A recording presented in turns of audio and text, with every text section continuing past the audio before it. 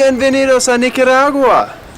I am down in Jalapa, Nicaragua, which is a little town located in the northern part of Nicaragua, right on the border between Honduras and Nicaragua, nested within the mountains around this region. And I'm here on an eyeglass mission, where we deliver eyeglasses to the more rural communities, to people who can't afford these glasses, and we try to spread out as many as we can, because a lot of these people can't see very well, not being able to buy these glasses or have any sort of connection to normal optometrists, say. And while I was down here, I decided to shoot my cooking video. I decided to make a typical Nicaraguan dish called gallo pinto. It is a rice and bean dish, pretty straightforward, but very, very common in this area. Lots of people eat it for not only breakfast, but lunch, dinner, sometimes all three in the same day.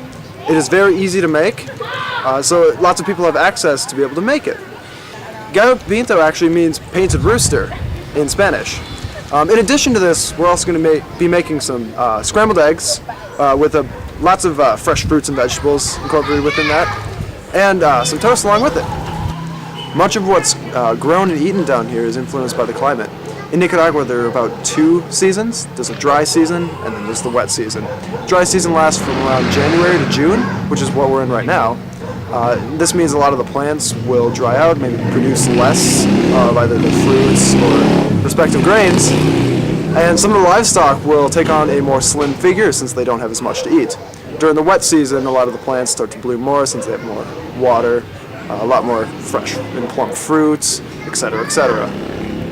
What we will need for our entire breakfast will be, first for our gallo pinto, we will just need our rice and our beans, which is the main two ingredients of the dish. In this case, we added some sauteed onions as well, so we'll just need a little bit of oil and a couple of small onions to throw in there. For our eggs, we were just making some scrambled eggs with some tomatoes, onions in there, as well as ham. And finally, we just had some bread that we just toasted alongside some simple toast. And they have a local cream. It's kind of like a sour cream, a little lighter, and very sweet. This would be good on both the gallo pinto and your toast, which is what I've been doing. The local family down here that's been cooking for our group were kind enough to let me come into their kitchen, their personal kitchen, that they use to prepare all of the food for our 30 or so people in our group. And they were kind enough to let me come in this morning and cook with them. It was a very interesting experience, considering that none of them spoke English. Bienvenidos a Jalapa. But none of them spoke English, and I only speak mild amount of Spanish, so them giving me instructions were sometimes very iffy, might not have fully understand them all the time. However, when we eventually cooked it, it turned out, and if you were going to repeat any of these recipes at home, mind you, we're making this for 30 or so people, so just look at any of the number of ingredients that we do and just scale it back to how many people you're going to have. I will apologize for the quality of the video you're about to see. This was shot at 5 in the morning in someone's personal kitchen, so anyone else sleeping in the house, we had to remain kind of quiet for them. Our dish turned out, and so far no one has died yet. However, yeah, I hope you enjoyed the following video. It is shot on location, so it's a really neat experience for me. So I hope you enjoy. Disfruten!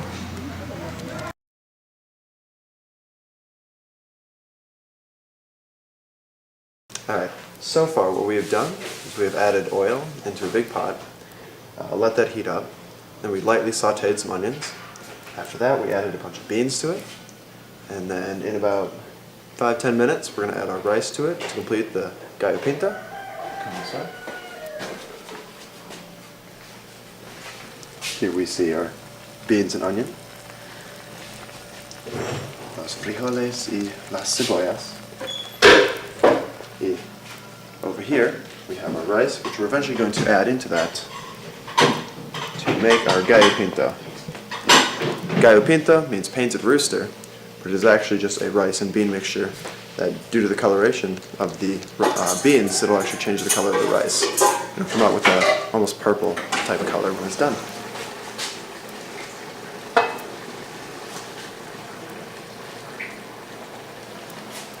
Ya. Ya.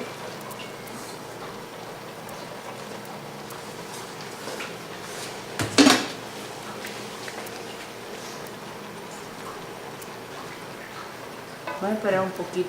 Vamos a esperar un poco. Después lo va a revolver. Ahorita no. Yo le aviso. Yo le I aviso. can stir the rice into the beans. As you can see, it starts to change color. Hence the name Gallo Pinto, the painted rooster.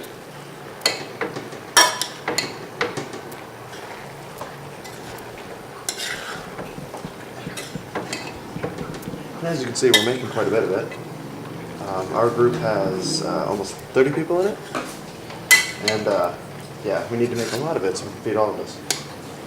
Gallo Pinto is actually a staple food in Nicaragua, where many people actually eat it most meals. It's easy to make, it's rather cheap, and you can even grow rice and beans here in your backyard. So many people have this for all of their meals. And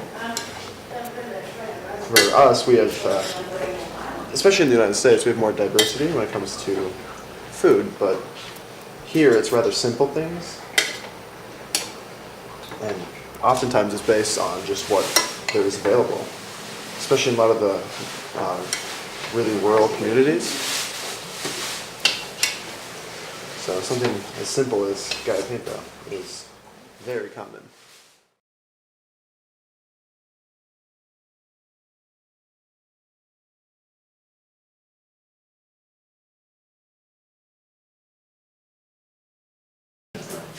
Cutting the pineapple, apparently. It's also going to be on the side. Lots of fresh fruit are used. So I am now cracking eggs that we're going to have alongside our gallo pinto. And eggs in Spanish is huevos.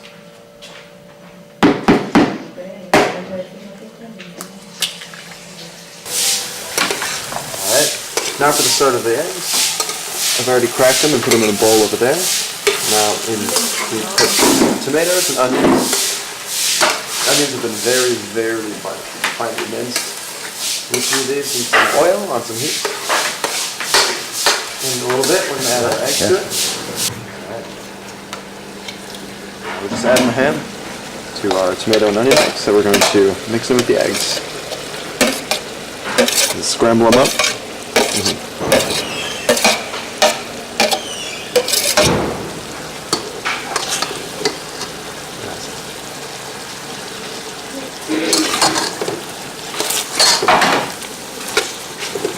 Starting to look really good.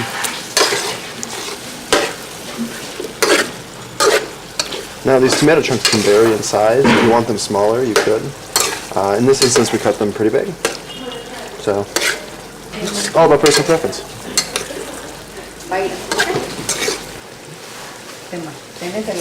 Ahí, para que vos sos más bonita que ellos, para que salgas con ahí. En el video. En el video. Va.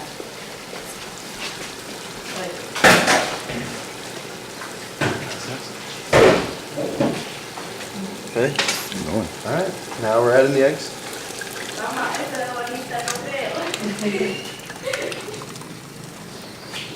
There we are.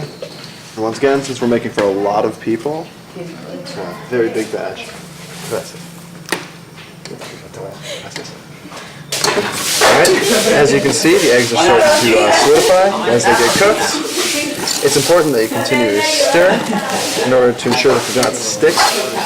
In this case, we didn't have any cooking spray or anything. All we had was some oil in the bottom of the pan. So it's especially important to make sure you're keeping it moving, scraping around the bottom and sides. Make sure that it does not stick.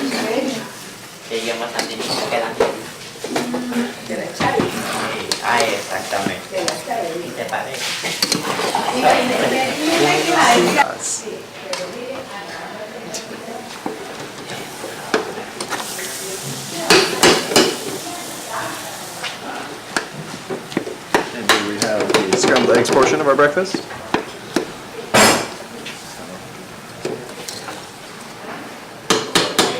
Now, with this alongside our gallo pinto, we should have a nice, complete Nicaraguan breakfast.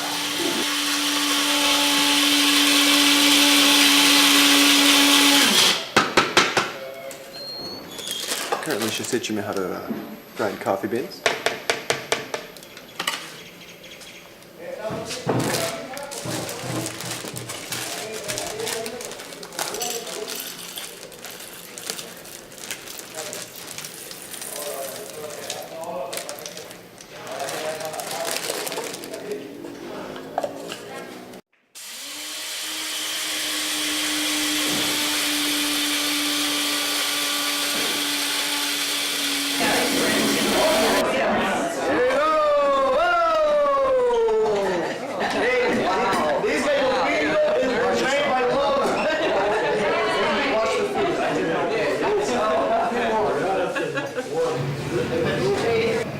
Once again, sorry for being awkward. My brain doesn't always work at 5 a.m. when I had to get up and go make that with the family. We also had to be quiet again.